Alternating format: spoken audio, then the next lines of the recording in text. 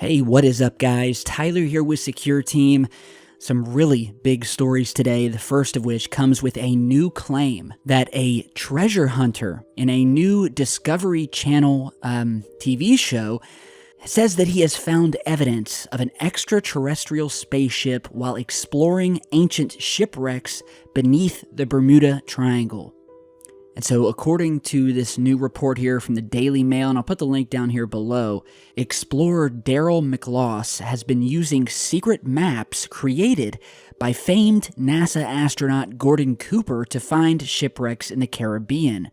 While diving at an undisclosed location near the Bahamas, he found what he believes is the first evidence of an extraterrestrial visit to Earth hundreds of years ago. What he thought could originally be an ancient shipwreck turned out to be a huge USO, or unidentified submerged object, with 15 300-foot-long obtrusions jutting from its sides. He says that it was a formation unlike anything I've ever seen related to shipwreck material, and it was too big for that. And so, first of all, just wow, if this turns out to be true. And I'm showing you some still images here from this show of the alleged object. According to this treasure hunter, he says that he was trying to identify shipwreck material based on one of the anomaly readings on Gordon's charts when he noticed something that stuck out that shocked him.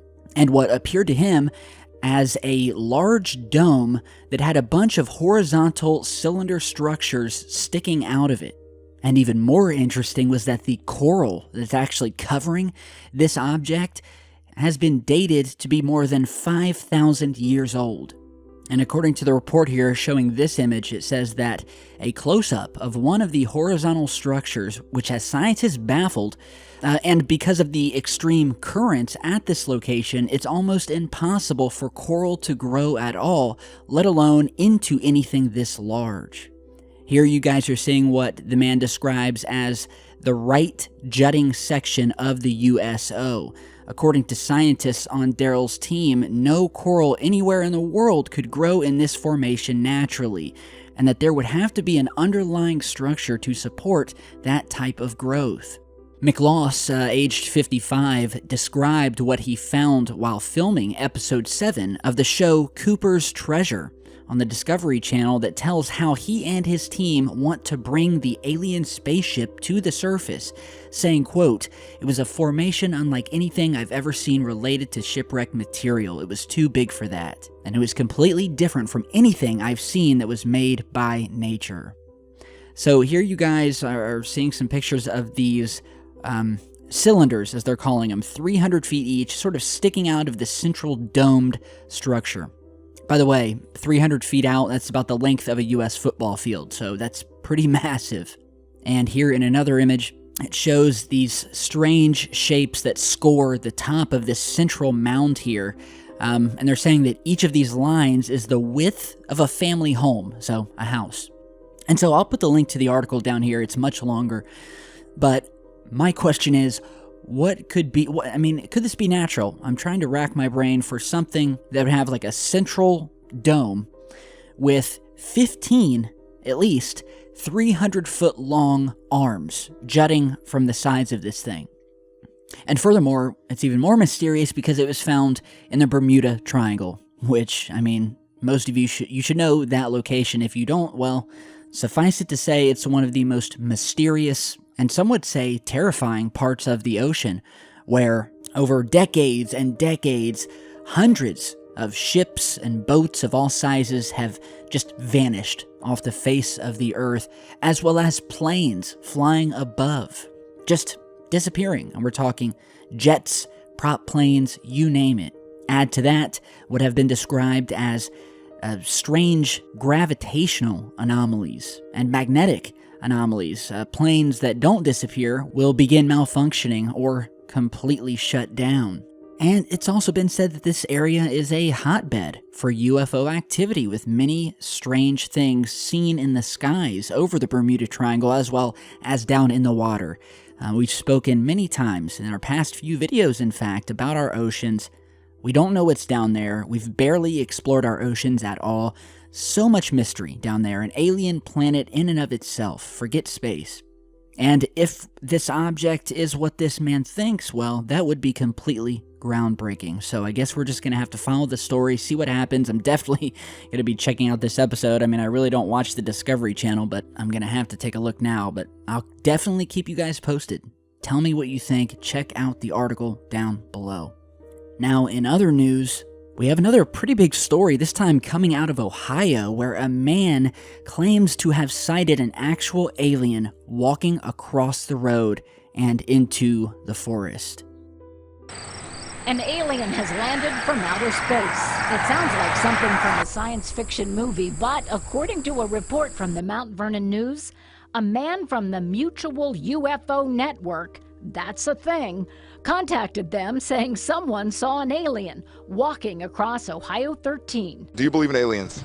No. Chad Franks, like many in Knox County, found that kind of hard to believe that an alien had actually landed. But that didn't stop him and his son Bryce from having a little fun. Went home and turned around and asked my son, I said, hey, you still got that blue suit? And he said, yeah. I said, come on, I got an idea. Let's go have some fun. They took the picture and posted it on social media. It's been shared hundreds and hundreds of times already. Just down the street, the owner of the local hardware store says there have been Bigfoot sightings in the area too. Conveniently, he can sell you a commemorative statue, and he has his theory about what that alien might have been up to. Maybe they're coming here to check out the Bigfoot. Maybe they're all related. As you just heard, a man in Mount Vernon, Ohio, which I've actually been to Mount Vernon multiple times when I used to live up in that area. The man reports that he saw this 7 to 8 foot tall being back on July 31st on State Route 13 near Mount Vernon as the man was driving down the street. The description that he provided to the reporter, 7 to 8 foot tall with dark tan to light brown skin, no body hair. The description states the creature as having a tall, slender body, arms and legs small in diameter, hands and feet looked oversized for its body proportion, small neck with oval, elongated head. He also said that the creature's eyes were black. Which I gotta say, guys, I mean, it does sound similar to reports of the alien gray variety of being, which we've heard over the years from countless abductees and eyewitness testimonials. Although, again, usually those things are gray, this guy is saying it was tan to dark brown. So the man says that the creature came out of a cornfield and crossed the highway at, quote, a tremendous rate of speed, taking only 2 or 3 steps to get across the road. He originally said he first thought that it was a deer, but realized that whatever it was walking upright. And so, during the process of reporting this sketch was made. The local authorities have said they haven't had any more reports as of yet, but who knows if that's the truth or not. But at this point, it's just a sighting. You know, we don't have any hard evidence or anything like that. But it in the bigger scheme of things, sightings like this, very similar to this, if not identical, have been reported all over the world. Of strange creatures, you know, whether you want to call them aliens, cryptids, or potentially Bigfoot. You know, Bigfoot and the legend of it and the evidence for it has been around almost as long as the UFO phenomenon. You know, I constantly get emails and I rarely talk about it on the channel, you know, because a lot of people say, well, Bigfoot's a joke. But again, I mean, if we're talking about UFOs and things out in space, why not things down here on Earth? Why is that less plausible? I mean, sure, there have been hoaxes in the past, but on both sides. But that does not mean that something isn't there. In fact, as I said, I get a ton of emails, people reporting sightings of strange Bigfoot-like creatures walking in the woods, walking across the road, things that do not look like any animal or upright walking person they've ever seen before.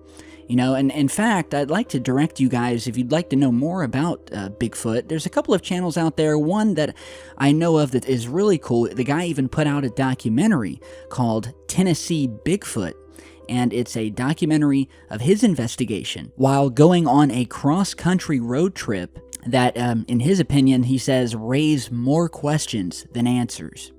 And I gotta tell you, it is a very interesting documentary, and I urge all of you to head over and check it out. So I'll put a link to that down below.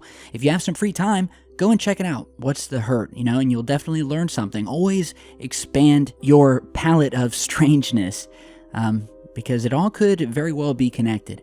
So tell me what you guys think of this story out of Mount Vernon. Are any of you from this area, or have you just seen something similar? No matter where you are, put it down below or send me an email. And with that, I'm going to jump off here today, guys.